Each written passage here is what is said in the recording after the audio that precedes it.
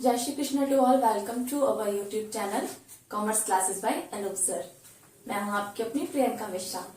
तो previous lecture में हमने जनवरी 2017 का क्वेश्चन पेपर जो है वो एनालाइज किया था, है ना। आजकल हम लोग जो हमारे प्रीवियस क्वेश्चन पेपर्स हैं वो एनालाइज कर रहे हैं, जिनमें हम पीपल डेवलपमेंट एंड एनवायरमेंट के क्वेश्चंस को एनालाइज कर रहे हैं। और आपको ये तो पता ही है कि एवरी ईयर 5 क्वेश्चंस आते हैं जो कि हमारे लिए बहुत ही हेल्पफुल होते हैं। तो आज के क्वेश्चंस को हम स्टार्ट करते हैं। हमारा फर्स्ट क्वेश्चन है, which of the following pollutant is the major cause of respiratory disease. Respiratory disease के लिए ऐसा कौन सा पॉल्यूशन मतलब पॉल्यूटेंट है जिसकी वजह से बहुत ज्यादा केसेस आते हैं।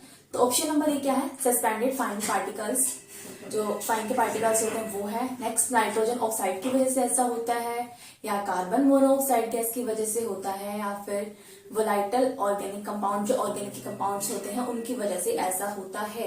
तो इसका ऑप्शन नंबर ए यानी कि सस्पेंड फाइन पार्टिकल जो है वो बिल्कुल सही है, यानी कि ऑप्शन नंबर ए ही इसका आंसर होगा।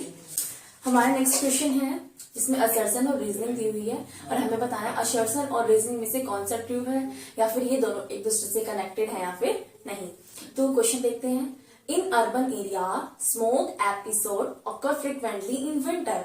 कि अर्बन एरियाज के अंदर मतलब शहरी एरियाज में जो स्मोक है वो कब होता है, सर्दियों में मतलब अधिकतर विंटर में होता है। ऐसा होता है क्या, तो हमें ये बताना है। तो फर्स्ट क्या है, हाँ ऐसा होता है, क्योंकि सर्दियों में हम लोग जैसे आग वगैरह जलाते हैं या फिर हीटर वगैरह चलाते हैं, इसकी वजह से ज्यादा ये प्रॉब्लम रहती है, यानी कि असर्शन हमारी बिल्कुल ठीक है। नेक्स्ट रीजन क्या दिया हुआ, in winter a lot of biomass is burn by people for heating purpose और कीप देमसेल्फ वार्म। कि सर्दियों में जो बायोमास यानी कि लकड़ी के उपले हैं, वो सॉरी गोबर के उपले हैं या फिर लकड़ी है, इनका यूज किया जाता है जिसकी वजह से धुआं उत्पन्न होता है। तो सिर्फ यही ऑप्शन होते हैं क्या हमारे पास हीटिंग के, ऐसा तो बिल्कुल नहीं है। हम लोग हीटिंग करते हैं इसे, यानी कि ये भी ट्रू है, बट असर्शन और रीजनिंग दोनों कनेक्टेड नहीं है, क्योंकि हम बायोमास भी चला सकते हैं और घर पे हीटर वगैरह का भी यूज कर सकते हैं। सिर्फ यूं तो है नहीं कि बायोमास का ही यूज करते हैं जिसकी वजह से प्रॉब्लम्स क्रिएट होती हैं, या फिर मतलब जो हम अपने वार्म लेने के लिए सिर्फ इसका यूज करते हैं, ऐसा नहीं है। तो असर्शन और रीजनिंग दोनों ही ट्रू है, बट रीजन जो है वो करेक्ट एक्सप्लेनेशन असर्शन की नहीं है, ठीक है। अब नेक्स्ट क्वेश्चन पे आते हैं। Occurrence of natural hazard is affected by. जो मतलब नेचुरल हजार्ड्स होते हैं वो किस वजह से अफेक्ट होते हैं। तो हम बताना है इसके अंदर मतलब ऐसा कब होता है, जब हमारे यहाँ पे मतलब कोई भी ऐसी हजार्ड होने से पहले ह्यूमिडिटी बढ़ जाती है ना, तो ऐसा किस वजह से होता है वो हमें बताना है। तो फर्स्ट ऑप्शन है हमारा लैंड यूजेस चेंज। कि मतलब अगर हम लोग लैंड के यूज जो हम लोग करते हैं उसमें कुछ ना कुछ चेंजेस लेके आने, जैसे कि पहले हम सिर्फ लैंड का यूज खेती वगैरह करने के लिए करते थे और रहने के लिए करते थे, लेकिन अब क्या हो गया, मतलब पेड़ों को काट दिया, जंगलों को काट दिया, वहां पर शहर बसा दिए, सड़कें बना दी है ना, तो कुछ ना कुछ एनवायरमेंट में चेंज हो रहा है। इसका इफेक्ट क्या पड़ेगा, उससे क्या होगा, नेचुरल हैजार्ड्स आ सकती है, ठीक है। क्योंकि जंगलों की वजह से क्या होता है, मिट्टी का कटाव कम होता है ना, लेकिन अगर वहां पर जंगल नहीं होगा, मिट्टी होगी तो मिट्टी का कटाव बहुत ज्यादा हो सकता है। Next, drainage and construction. जो ड्रेनेज वर्क होता है, कंस्ट्रक्शन वर्क होता है, क्या उसका भी इफेक्ट पड़ता है, बिल्कुल पड़ता है। अगर ड्रेनेज वर्क किया जाएगा तो मतलब जमीन के अंदर कुछ ना कुछ इफेक्ट पड़ेगा। कंस्ट्रक्शन वर्क होगा तो भी उसे जो जमीन है वो मतलब जो उसकी नींव है वो कमजोर हो जाएगी, और जिसका इफेक्ट नेचुरल हैजार्ड के थ्रू हम पर पड़ेगा, ठीक है। उसके बाद नेक्स्ट ऑप्शन आता है ओजोन डिप्लेशन। ओजोन डिप्लेशन, इसमें मतलब ओजोन के अंदर इफेक्ट पड़ रहा है ना, तो ओजोन लेयर तो हमारी ऊपर होती है ना, तो ये ऑप्शन गलत हो जाएगा। Next, climate change. अगर कोई क्लाइमेट चेंज होता है, यानी कि सब कुछ किस चीज से रिलेटेड है, हमारे वातावरण के चेंज होने।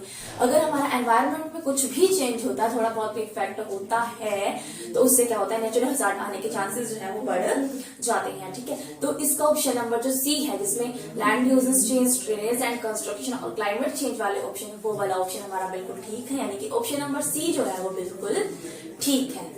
हमारा नेक्स्ट क्वेश्चन है, which of the following pollutant gases is not produced both naturally and used as a result of industrial activity। इनमें से मतलब ये सभी pollutant गैस दिखा रखी है जो पोल्यूशन की वजह से क्रिएट होती है, लेकिन ऐसी कौन सी गैस है जो ना तो नेचुरली होती है और ना ही इंडस्ट्री एक्टिविटीज की होती है। वो कौन सी है, हमारी क्लोरोफ्लोरोकार्बन, जो कि मैनमेड होती है, एसी की वजह से होती है। हम लोग बहुत ज्यादा मात्रा में जब घरों में एसी या हीटर का यूज करते हैं तो उससे क्लोरोफ्लोरोकार्बन गैस है वो बहुत ज्यादा उत्पन्न होती है। ठीक है। इसका ना तो इंडस्ट्री से कनेक्शन होता है और ना ही मतलब हमारी नेचुरल जो गैसेज उत्पन्न होती है उससे, ठीक है।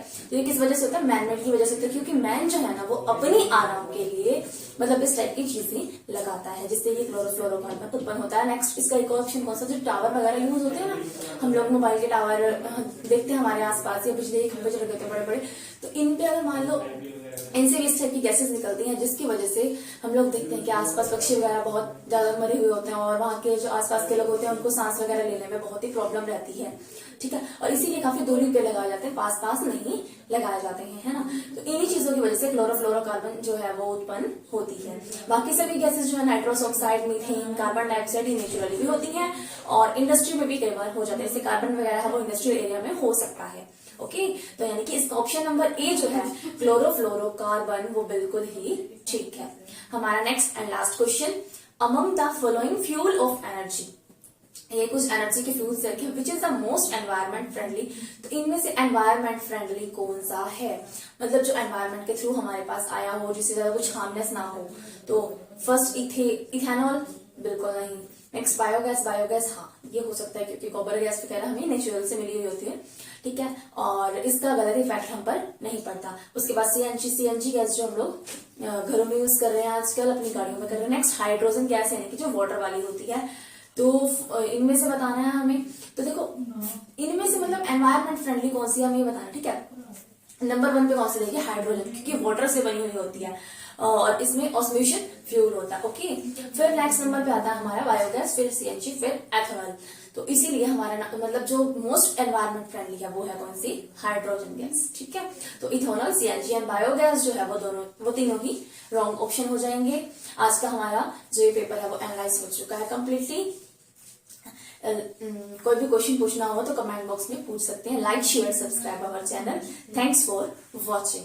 और अगर आपने हमारे लेक्चर्स की प्रीवियस वीडियो नहीं देखी है तो प्लीज आप जाकर के उन्हें देख लीजिए।